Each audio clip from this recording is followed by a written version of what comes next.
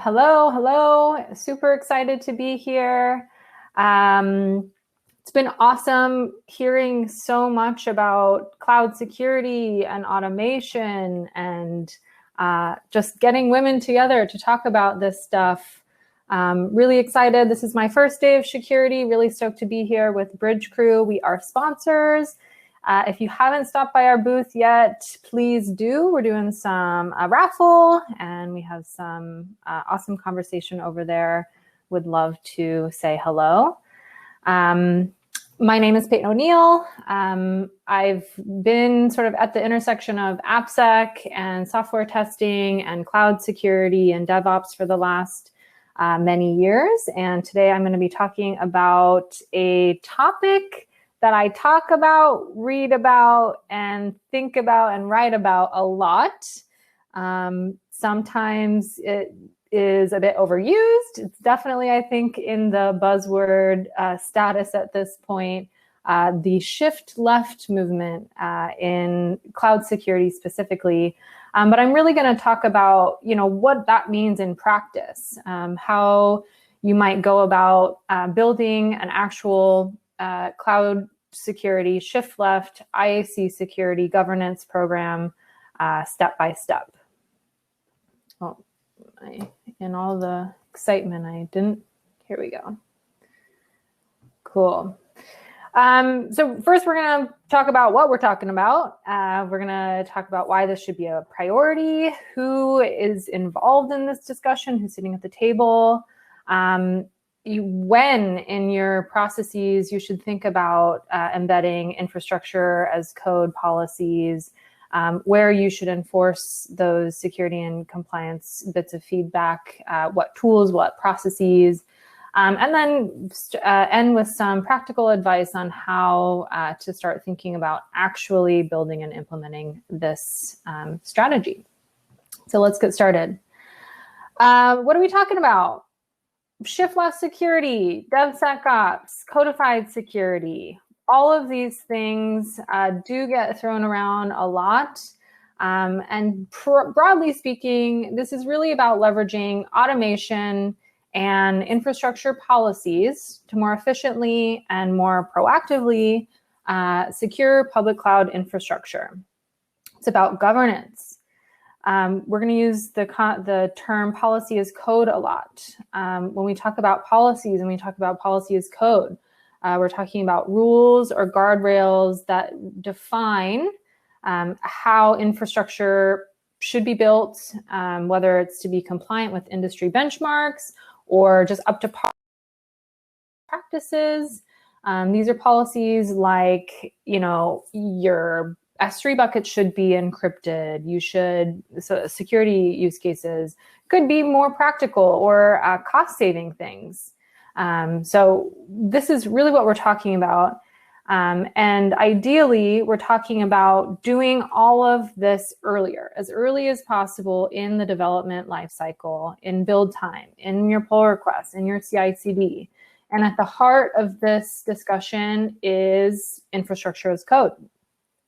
You might have heard the Terraform flying around, CloudFormation, infrastructure as code, or IaC. It's a mouthful. It's not particularly new, but it is a pretty awesome and modern way many teams, infrastructure, backend, software development teams are using to manage and develop and provision cloud resources a little bit more repeatable and more scalable. And that's really what we're talking about today. Because when we're talking about infrastructure as code, it comes with some specific challenges and opportunities when it comes to security and compliance.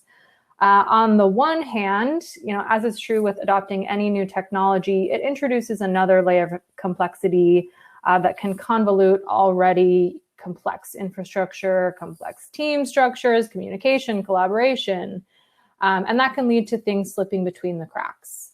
Also, traditionally, security and compliance of cloud resources happens, in runtime, where cloud resources and workloads are already running. So when we're shifting away from that in the management and orchestration layer, we can start to abstract and decouple some of that, which can lead to security getting left behind and ultimately misconfigured resources getting deployed. On the other hand, a little bit more positively, it's a great opportunity to embed all of these things we're talking about earlier into processes that may hopefully already exist. I've heard a lot of talk about great automation and workflows, so they're likely already in place in your organization. We'll talk about that later. And ultimately save time and reduce risk by preventing many of these misconfigurations and risks from actually being deployed. So before we really dig into some of the logistics, it's important to level set, understand who you are. I know you probably know who you are, but what your motivations are, what your goals are. This is a security conference, so you're probably on the security or compliance side. But when we're talking about shifting security left, it's really important to have, this concept gets brought up a lot at these conferences, but champions, security champions on your infrastructure teams, on your DevOps teams. This is something that goes, across the whole life cycle, and it's really core to this methodology. So we need to understand who is important to include in these conversations. And it'll also help dictate what kinds of policies you're looking to enforce. We'll talk about in a little bit. It'll also point out gaps that you might have. If you don't know who your cloud security champions are, might be a sign that you have some homework to do. It'll also, in these conversations, help you understand what exists already and what doesn't exist. Also related is, how mature your organization is. In going through some of these conversations, you're likely to find some existing channels of communication, processes, tools in place that you can leverage, because I guarantee you, we see it a lot at Bridge Crew. If you have to build this from scratch, it's a bit of an uphill battle, but if you can leverage some existing processes, you're half the way there.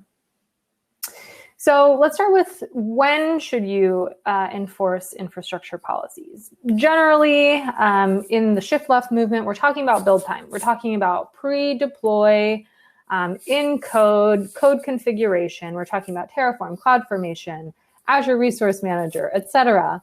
And getting as close to the point of code as possible. But it's still really, really important to keep in mind that build time and runtime are inextricably linked. We need to have visibility into both sides, and we need to think about what policies get enforced where.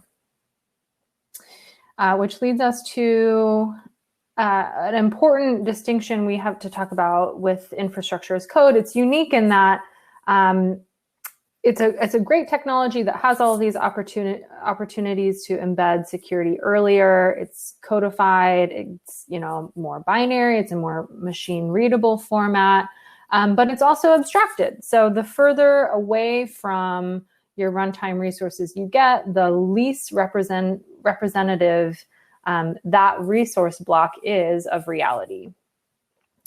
But it's also less complex. It's usually faster to find and faster to fix errors if they come up, which is one of the biggest benefits of infrastructure as code and shifting your cloud security left.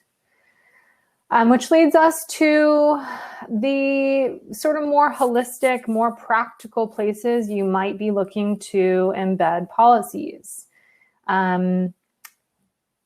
Lots of different phases in the development lifecycle, starting from the earliest or the most left in the actual IDE as your team is coding, through to pre-commit scanning in your pull requests, in your CI/CD pipeline, and then of course in runtime or as you're operating your cloud resources.